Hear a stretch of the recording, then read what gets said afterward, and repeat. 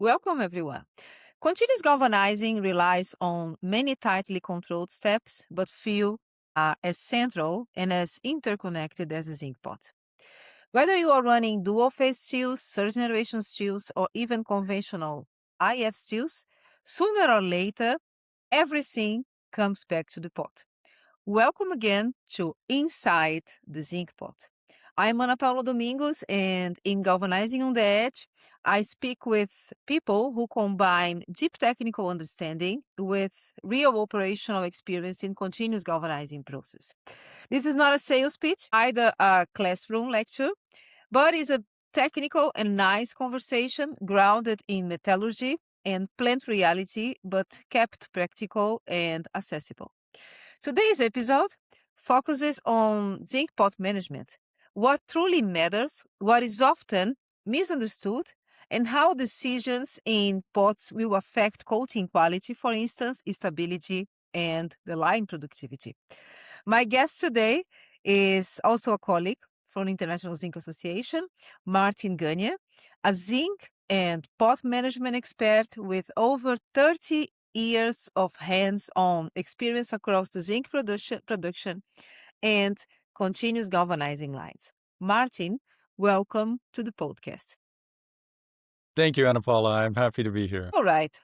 So let's start our conversation in one of the most exciting parts of the lines. Before we go into zinc pot specifically, could you briefly tell us about your career and how you became involved with galvanizing industry and zinc pot management in particular?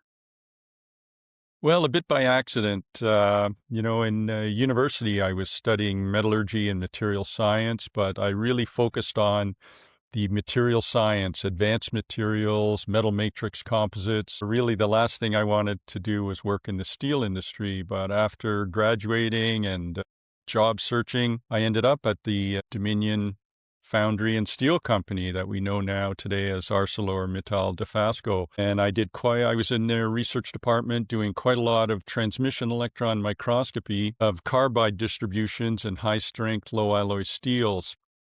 We were having some consistency problems with HSLA product at the time. And then I heard through a friend of a friend that Noranda Research was starting a microscopy lab and they were looking for someone. And I applied and got that job. So Noranda at the time was part of a big natural resources group of companies looking at energy products, wood and lumber, mining and metals. So working in their microscopy lab, I was looking at samples from across the companies. So soil samples, paper samples, metals, and we were mining all the non-ferrous metals, copper, zinc, lead, nickel. And so I was working in the lab looking at samples from other people's projects, and I asked to be transferred into a department where I could run my own projects. And so there was an opening in the zinc group, and I started there. And Noranda was one of the largest zinc producers in the world, so we were supplying many of the galvanizing lines in North America. And so all of our R&D work focused on the zinc pot. And so through microscopy, I ended up at zinc metal. You couldn't escape from zinc. All right. And now let's go to the business part. And let's start in a high level. When you look at the galvanizing line, what role does the zinc pot really play beyond simply being a reservoir of molten zinc? Can you tell us more about this? Sure. So the galvanizing line is quite a complex piece of equipment. Pre-treatments and surface preparation, post-treatments are all very important, but the zinc pot is really the heart of the line for quality and for profitability. And the quality demands have always been increasing as more sheet production moves from construction products to automotive products. I have some statistics on that from the American Iron and Steel Institute. In 1980, we were producing about 5 million tons of hot dip galvanized sheet steel, and 1 million tons was being used for the automotive industry, about 20%. By 2002, we were making 15 million tons of hot-dip galvanized steel sheet, and 7 million tons was now being used by the auto industry, so about half. So the percentage of steel, sheet steel, being used in the auto industry over those 20 years through the 1980s and 1990s grew considerably. And so the coating quality is really decided in the zinc pot. So the uniformity, the adhesion, the formability, the weldability, we had to meet all of these quality requirements, very demanding quality requirements for the automotive industry in order to supply that industry. And so I think the zinc pot, simply beyond being the reservoir of zinc, it's key to controlling the reaction with the steel to produce a quality product. And which aspects of zinc pot behavior are most often underestimated, in your opinion, or perhaps misunderstood, especially by engineers which are new to galvanizing? Well, I look at the zinc pot as the galvanizing reactor. We're putting iron and zinc and also aluminum, which is a key element for galvanizing, into the zinc bath in one form, and then we're pulling those same elements out in a different form at the other end of the bath. So this is iron, aluminum, and zinc mixing together, reacting, forming dross particles, developing the coating structure. I think the reactor reinforces the thermodynamics of the process. We'll look at the phase diagram because there are regions of phase stability depending on the operating conditions of the bath, depending on the aluminum level, depending on the iron content. We will have certain intermetallic phases form in the bath, on the steel surface, on the pot hardware, are really determined by the chemistry of the zinc bath. It's good that you mentioned about the equilibrium diagram. We unfortunately won't have time to speak about this during this podcast, I guess. But I invite all speakers to keep your eyes on the next episodes, because one of them will be deeping in what it's really involved when we speak about the use of the equilibrium diagram in terms of controlling and understanding the mechanism of wettability and how the zinc touches the strip. Okay. But let's go back to what we have for today. If we speak about the daily pot management, Martin, from an operational perspective, what are the key parameters that define a stable zinc pot? Yes, and this is quite simple. There's really two key parameters that define a stable zinc pot. So one is the aluminum level, and we had talked about how aluminum mixing with zinc and iron in the pot controls the intermetallic phases that will form. So maintaining a stable aluminum level will improve the stability of the pot, and then also the temperature. Mm-hmm. Solubility is very temperature related. So when we change the temperature or have temperature fluctuations, we have instability in the terms of the solubility limits of aluminum and iron and zinc. So really maintaining a constant aluminum level and a constant temperature are key for having a stable zinc pot. Are you speaking about the strip temperature or the zinc pot temperature? I'm sorry? Are you speaking about the strip immersion temperature or the zinc pot temperature? The zinc pot temperature. Okay, just to Yes. make it clear. All right, but you mentioned that one of the key points is also the aluminum control. Specifically, to control aluminum, it's often described as a critical point when we speak about the zinc pot management. But from your experience, what makes aluminum management so challenging in practice? Right. So galvanizing is a 200-year-old process, and using aluminum additions to improve the appearance and adherence of zinc coatings was proposed over 100 years ago. And so with continuous galvanizing lines being developed through the 30s and improvements through the 50s and 60s, control of aluminum and understanding the chemistry of the zinc pot has become more and more important. I'm going to give a few more statistics again, also from the American Iron and Steel Institute, specific for North America. In 1980, As I said, we were making 1 million metric tons of hot dip galvanized sheet that was going to the automotive industry. But the automotive industry in total was using about 12 million tons of steel.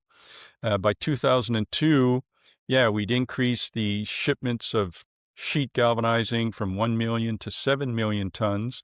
But the amount of steel being used by the automotive industry was still about 12 million metric tons. So this is not a straight line. There was some fluctuation over those 20 years, but by improving the strength of the steel, we were able to lightweight automobiles and continue building more and more automobiles with the same amount of steel.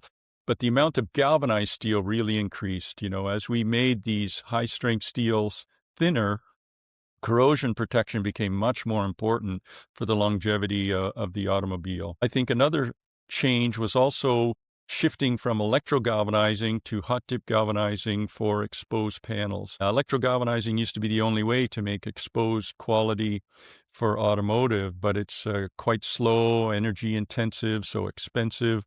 So by improving the quality of hot dip galvanized steels, we could supply galvanized sheet for all applications. So again, this was going on through the 80s and then 80s, and I think in the late 1980s, we really looked closely at the solubility relationships between aluminum and iron dissolved in zinc. And I think if I can share my screen, I can show a Can. phase diagram here.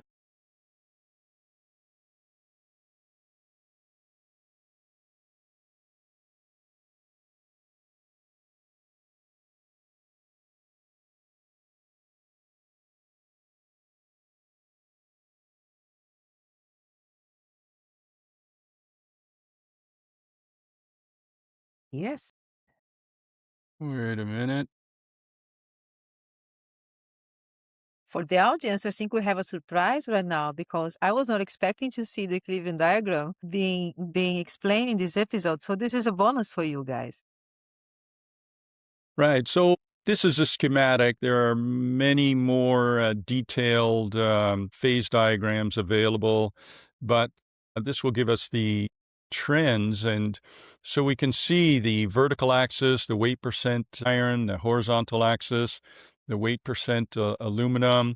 And so we can see there's a bar indicated there, the iron aluminum solubility curve. So this decreases, the solubility of iron decreases. And this was a key finding. In the 1970s, a paper had been published saying that the iron content was constant. So instead of decreasing, it was a straight horizontal line. And many people were trying to control the aluminum level and the galvanizing line by subtracting a constant amount of iron from the analytical samples, right? We take a sample from the zinc, we send it to the lab, we get a level for aluminum, a level for iron, but it wasn't constant, it was decreasing. And I think actually at Noranda, worked on a team of people, we were the first to show this relationship, and that sparked research around the globe really on the zinc-rich corner of the ternary iron and aluminum phase diagram, and to help really define the solubility relationships. And so we can see also on this diagram, there's a green area there, galvanizing. This is Fe2Al5. So when we are at a certain temperature, a certain aluminum and iron level that falls within this region, this is the only intermetallic phase that can form. So again, this will form as dross. It will form on the coating as the interfacial layer. And if we look to the top left-hand side, galvanneal, the stable phase there is FeZN7. It's an iron zinc intermetallic, which we know as bottom dross. It's heavier than liquid zinc. It sinks to the bottom of the kettle. And again, at a certain composition of iron and aluminum, this is the only intermetallic phase that is stable. And so this really helped us understand the chemistry that was going on in the zinc pot and to control the line. So I think now this relationship is very well understood. There are online analytical tools that can help us determine the level, the solubility level of aluminum automatically, because we have to talk of aluminum in two ways. There's the soluble aluminum, the effective aluminum, and then the tied up aluminum, the aluminum that's tied up as intermetallics, such as the Fe2Al5 intermetallic. And we really want to know what is the soluble aluminum dissolved in zinc available to react with the steel strip, and that's key to controlling the galvanizing line. How do typical operational decisions, such as strip sequencing or line speed change, manifest themselves in the zinc pot management? Right. Well, different steel chemistries can have different reactivity in the zinc, different consumption rates for aluminum. So the width of the strip is important because the surface area that's going into the pot will have an impact on aluminum consumption and dross formation. We also sometimes use the steel strip to heat the bath, and thicker strip has a higher heat mass. So this can have an impact on temperature control within the bath. And then we know that the dross particles form in the bath, but also can build up on the pot hardware. So I think a important operational decision, if it's possible, is to sequence wide strip going down to narrow strip. So if any dross builds up on the hardware, we're not getting repetitive print through defects as the strip rolls over, dross buildup on the hardware. So the orders don't always come in the way that we like them, and we have to keep the galvanizing moving. But I think if we're aware of the steel chemistry, the steel gauge, and the width of the strip, and we try to organize those to have the least impact on the bath, we'll have an impact on keeping a stable galvanizing bath. It's true. It's true. You initiated something regarding dross. And we know that dross is one of the most discussed topics in zinc pot operations for different reasons. Yeah, because we know that it can impact on in terms of the coating surface quality, but also in terms of sustainability aspects and how can he um, make our lines as more efficient as possible. What are the dominant mechanisms that you see behind the excessive dross formation? Right. Well, it relates back to the two control parameters, temperature and aluminum level, because they are related to the solubility of iron and zinc. So we saw as temperature goes down, the solubility of iron decreases. So this precipitates out as dross. And because iron solubility decreases with increasing aluminum level, as we increase aluminum, now we have excess iron in the pot, and it precipitates out as dross as well. So really temperature decreases and aluminum increases. These fluctuations make a dross pump. We're actually promoting the formation of dross. So unfortunately, this happens a lot with ingot additions. We're putting a large cold ingot into the pot, so we're cooling the temperature locally. We usually have the ingots pre-alloyed with more aluminum than the bath chemistry because we're losing aluminum to dross and the strip and maintaining the bath chemistry. So there's competing reactions for that aluminum. So we need to add more than the target. So now this is, again, locally increasing the aluminum level, and both of those factors contribute to make dross. I think the strip cleanliness is also a factor.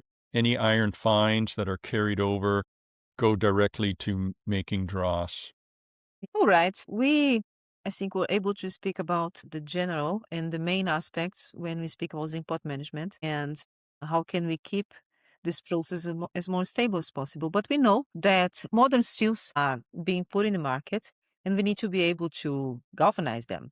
So we speak a bit about the future, in terms of galvanizing. When we think about advanced high-strength steels, especially higher manganese steel grades, they will have the changed in terms of the galvanizing landscape. How has this affected the zinc pot management, in your opinion? Well, I think for the advanced high-strength steels, they've had more impact on the annealing furnace. So we need higher annealing temperatures to control the microstructure development of these advanced high-strength steels. There are even thermal profiles where we want to quench and reheat the steel before the zinc pot to develop the coating phases. So the high manganese steels, also silicon steels, these oxides at times are not reduced in the normal annealing furnace atmosphere. And so we've actually gone to an older technology to pre-oxidize and then reduce by controlling the dew point. So we have a larger exposure of iron on the surface, which will be easily wet by the zinc. Yeah, these oxides are not easily wet by zinc and can leave bare spots. So if we can expose more iron around them in the furnace, in the zinc pot, again, this is more thermodynamics, but aluminum oxides are more stable than magnesium or silicon oxides. And so by a process called aluminothermic reduction, manganese oxide will be reduced by the aluminum. So then the zinc will be able to form the inhibiting layer and we will get a normal coating structure development. The zinc pot can also be used as thermal treatment for some of the advanced high-strength steels, although with a limited range for temperature and residence time, because the line speed will control that in the zinc pot. But it can be part of the thermal cycle for advanced high-strength steels.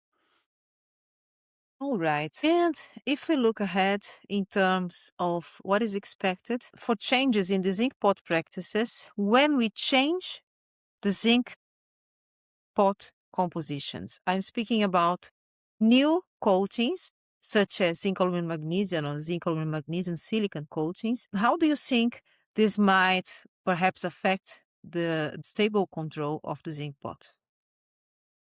Right, so we are galvanizing newer high-strength steels, but we're also using new zinc alloys to coat those steels. And the zinc aluminum magnesium silicon are all still predominantly zinc-based alloys. Zinc is the majority component. So I don't really see significant changes for pot control. The research has shown that we can form the Fe2L5 inhibition layer across all of these bath chemistries, from the simple zinc 0.2% aluminum galvanizing alloy all the way through to the zinc aluminum magnesium and silicon bath composition. So we don't need new equipment in the pot because we're still operating at kind of normal galvanizing temperatures. We're still able to form the same coating structure. So I don't see significant changes for working with these new zinc alloys.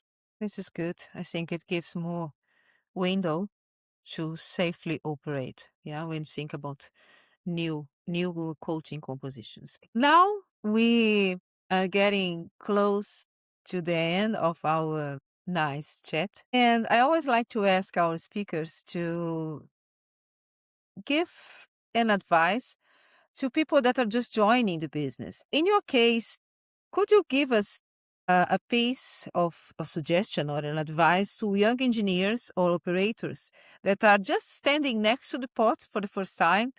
What would they do? What should be the best way to approach this process? Well, I just want to say galvanizing will be relevant for a long time, and there's still a lot to change and improve environmental performance, or the carbon footprint of industrial processes is more and more important, and also for galvanizing process control all the way through the line from the annealing furnace to the final inspection station, extending the capabilities of existing lines for faster speeds. We talked about some of the new steel chemistries, the new zinc alloys that are being used, and significant changes in the zinc pot right now, but we don't know what's coming in the future. So there's always going to be lots of challenges and opportunities for young engineers working in galvanizing.